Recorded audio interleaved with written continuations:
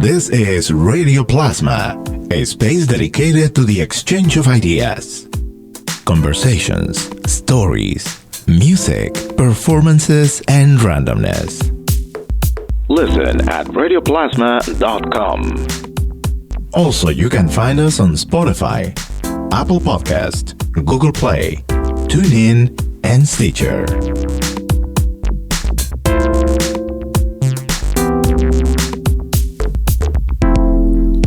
Welcome to Radioplasma. I'm Johan Rashi Vega, and today we are not necessarily as close as our usual sites when we are outside of the studio.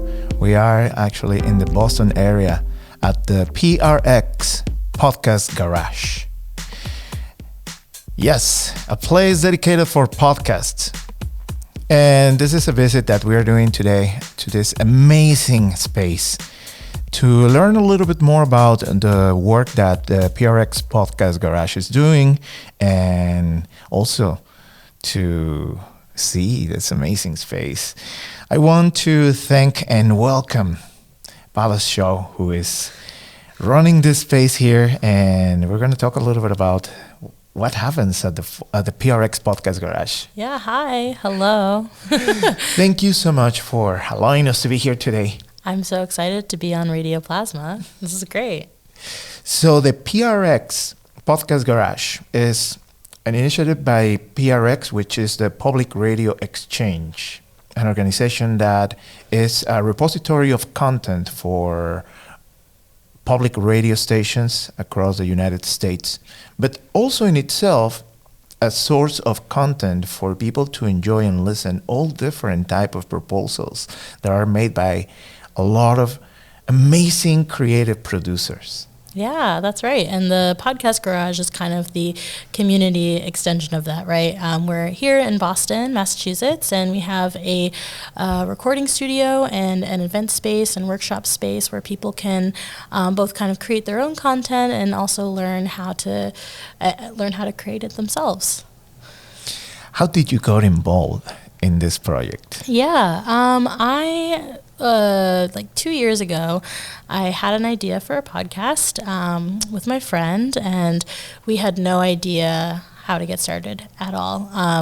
I had been listening to podcasts, pretty constantly for a few years, and I had some ideas that I wanted to try around the contemporary art world. I was working in a museum at the time, and so one day we came across a Skillshare here at the Podcast Garage. It was just a chance for people to kind of share their tips and tricks of, recording, interviewing, all things related to podcasting. So we showed up with our ideas and met some great people, and there's just like a really great atmosphere. And so since that event, I've actually, come back.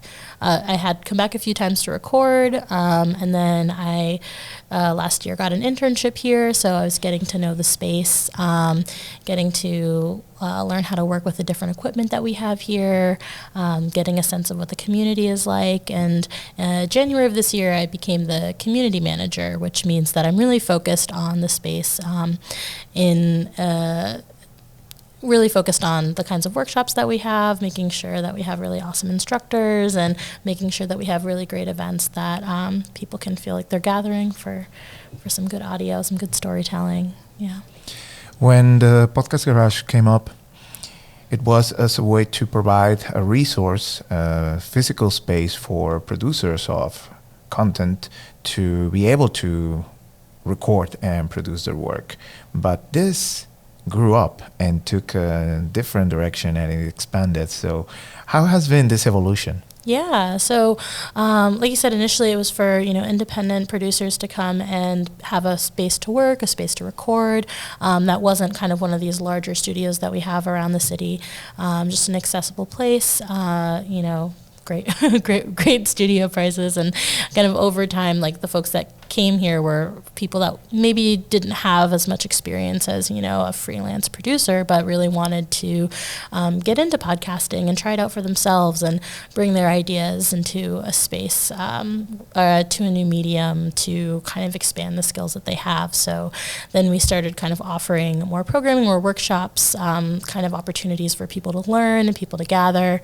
And then since then, we've grown even beyond our physical location, and we've started offering workshops at the Boston Public Libraries, including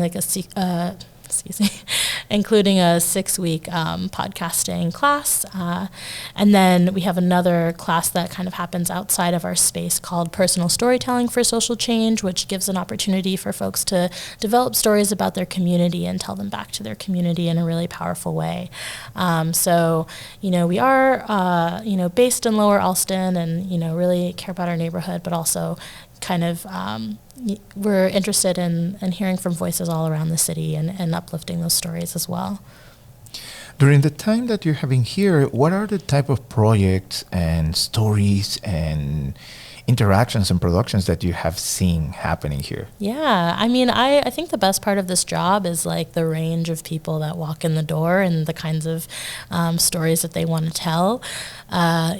We have one member who records here regularly, and his podcast is about food sourcing and the agricultural economy, and I've learned so much just by listening to his sessions here and there, and I think that's pretty interesting. And then we have other folks that are recording here regularly. Actually, they were supposed to be in here earlier today, but they talk about miracles, and that's, it's very I don't know, I'm always exposed to conversations I would never be otherwise, but one of the hosts is a miracle worker and the other person has experienced miracles in their life, and they talk to each other about that.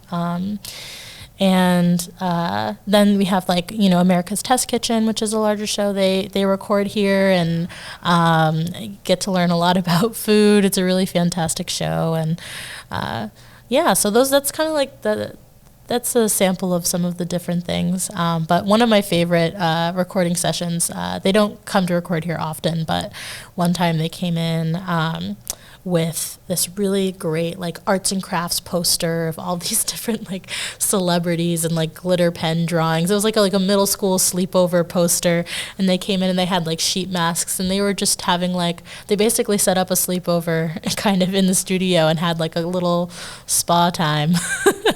And their whole idea was that they wanted to make a podcast that was as long as it takes to do a sheet mask, and so they were just talking about pop culture, but had a really creative way of making the studio their own, which is really fun to see. And that shows how much the concept and the production of what a podcast is has grown so much. When 10 years ago people didn't have an idea of what a podcast is, and now still remains somehow a mystery for some, but not as much as it used to. And many people are trying to figure out the way of creating their own. Yeah, it's really exciting. I think what I kind of see happening is people are just getting into the habit of listening, right, and getting used to that medium, used to the form. And I think that as time goes on, it's one of those mediums where people can put their own voices in to be a part of that conversation. But also for people who really enjoy making this work, it allows you, once people have the habit of listening, then people will form the habit, or they'll form sort of a taste for what they like and what they don't like. And that allows creators to be more creative and more kind of pushing the boundaries of kind of what we hear on a typical podcast, which I think is really exciting. How important is it to you, the relevance of a platform like podcasting for media in general, especially when we are living times that the standard media outlets are becoming less and less reliable? Yeah, I think that's a really good question.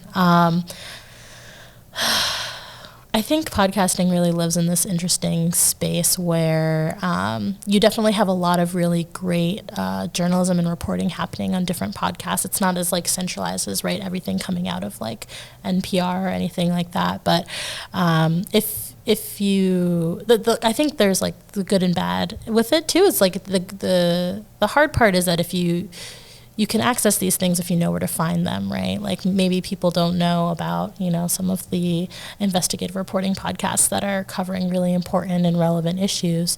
I think, but the fact that those exist is really exciting, and the fact that there are kind of like independent outlets that are able to kind of produce this kind of media on their own terms and, with kind of the equipment that they can get their hands on. I think that's really, really awesome. I think that being able to, I just feel like it's such podcasting really favors a strong community, and I think that's important for good media. And so I think that kind of like grassroots aspect to it is really, really exciting, really important, and something that I hope only grows. I think what I would love to see is people being able to access that more readily, but I also think that speaks to the importance of local media too. Yeah. And touching on that, local media is what at the end makes the reason for doing this session today. Yeah. Because even though we are separated by a certain amount of miles, I will say roughly 85. You drove all of them today, so yes. You know better than me. But we are still all together in Massachusetts, mm-hmm. and we are still all together in the United States, mm-hmm. and we are sharing so many things in our daily lives that we need to keep learning more about. Yeah. And I think this is a perfect way to make that happen. Yeah, I agree. The PRX Podcast Garage, it's been around for 3 years. Mm-hmm. And actually this is, I will say, still the week of the celebration. Yeah, I know month. that you have the whole month, right? All Because month long, yeah. You have an official event happening soon, right? Yeah, we have a birthday party happening. I hope you are able to make it. It's on a Wednesday, August 21st. And yeah, we're going to be celebrating with our community and our community partners and having some cake. Yeah.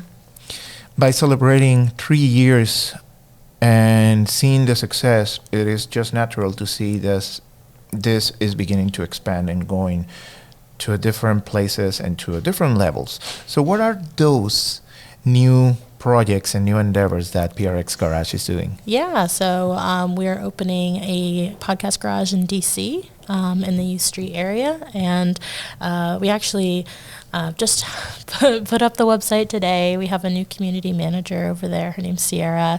And I think what's really cool about the Podcast Garage is that it's really interested in the audio community wherever it is. So that'll look different for DC, and I think it's really exciting to kind of see how that community and that programming will evolve as, things have evolved here in Boston. Just kind of like this experiment in community audio a little bit. It's cool to see that experiment kind of happening somewhere else as well. And now this question, I don't know if you know the answer to it. I'm just wondering, why Boston?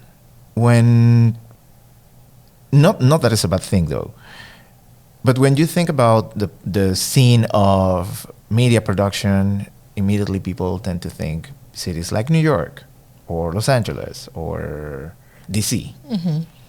How, if you know that, how is that it started here? Yeah, well, PRX is based in Boston and has been based, or more accurately based in Cambridge for most of its run here. But I think it was a very natural thing to start close to home. And Boston does have a lot of great media institutions, but not a lot of super neutral spaces where people can get in, on their own terms, I guess.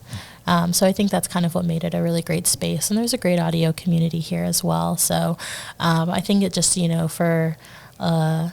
just to kind of give this cool idea a try, it's really like a great spot. Yeah. Are you still producing your podcast? Yeah, I'm on hiatus, but we were making it for like a year and a half, 2 years, and my co-host and collaborator, just moved to New York to pursue her graduate degree. So she's got some other things on her plate. But we have a lot of extra audio that I'll be spending time editing and putting out. And I don't plan on stopping. I'm here, I'm in the space because I also like to make audio. And I think what I learned from being a part of this space is that not only do I like to make it, but I like to kind of be around all the ideas that are happening. So I'm very happy here, kind of, making things when I can and just talking to people about their work. What is your podcast about? Yeah, my podcast is called The Whitest Cube, and it's about art institutions and how they navigate around social issues. So we talk a lot about race, equity, inclusion work in museums. We did a protest series, so we focus on local museums, but we also look kind of to the field in general. And this past year, there was a Whitney Biennial, and there was a lot of protests happening around the vice chairman of the board, Warren Kanders. So we talked to a lot of the activists that were working to kind of make sure that vice chair resigned. And we did like an interview series with different organizers that were involved in that. And actually just, I think last week or 2 weeks ago, he resigned from the board. So it was a successful action, and really just focused on kind of the changes that are happening within museums and kind of what larger cultural impact that has. Museums are one of the last forms of media that people really trust to tell them the truth. People might be skeptical about what they read online or what they read in the paper or wherever else, but when someone walks into a museum, they're really ready to learn whatever's there and not question it. And as somebody who's worked in a museum and thinks about these spaces a lot, that's, it's not true. We have to have a kind of inquisitive mind about all the spaces that are kind of guiding us. So yeah, that's the show. So, and it's available for listening for whoever wants to check it out. Yep, it's on Spotify, it's everywhere. How do you think is going to be the future of the Podcast Garage? What do I think? Yeah, seeing the way it's been growing, the interactions happening. Oh man, I definitely have hopes and dreams. I don't know. I think it's just we're expanding so much and doing new things all of the time. I feel like it's all really unfolding. I wish I could be more specific than that, but I just hope that more people are able to use the space. We have one studio here, right? So our capacity is, we're definitely have people in the studio a lot, but I would really like to see the Podcast Garage become a place where people just really, and I feel like some folks do anyway, can just walk in and try out a new idea in a new medium. I want more people to know about this space and know that it's somewhere that they can go. And that's kind of like what I hope for the future of the Podcast Garage. But, whether we expand beyond DC or if other locations pop up, I'm just really excited to see how like the local context like affects what that garage becomes. The Boston Garage is the Boston Garage and has its own way of operating and interests and things like that. And the name Podcast Garage is because this very location it used to be garage, right? If you were to like look at it from the street, you'd think maybe you'd think it was. I think the mirrored glass is a little different now, but yeah, we have these huge windows where doors used to be. It's a very shallow space. Used to be a garage. We're on Western Ave in Allston, so there's a lot of like auto body shops along the road. So this is kind of like the next iteration, I guess. How can people get to know more about the Podcast Garage and the services available, the possibilities for them to utilize the space and join the activities that are happening? Yeah, all of that lives on our website at podcastgarage.org. And then you could also follow us on Instagram at PRX Podcast Garage. We post a lot about our workshops, our events, all the things that we're doing there. But on the website, everything about recording, training, our events calendar, it's all there. And we'll be releasing all of our fall workshops on September 1st. So if anybody is interested in signing up for a class, there'll be, I think, like 15 or so going up that are spread out over September, October, and November. So a lot of work, Yeah. a busy place. Yeah. And that means a lot of content to nurture, to support, to help be put out. And of course, content to enjoy listening to. Yeah. Yeah. It's great. It's a treat. Well, Palas, thank you so much for these minutes of conversation and also for this amazing space and all the possibilities that you are providing for the community in Boston and pretty much anyone who wants to stop by. Stop by. Yeah. We're a public space. So as long as there are hours of operation, anybody can stop by. This is our conversation with Palas Show, community manager at the PRX Podcast Garage here in the Boston area. And this is our session of Radioplasma, visiting the Boston area as well. More information also available in the posting of this session on radioplasma.com. With this, I want to thank you, Palas, for this time. Yeah. Thank you. Thanks for having me. And with this, we conclude our session that has been recorded in the PRX Podcast Garage in Allston, Massachusetts. I'm your producer and host, Johan Rashi Vega.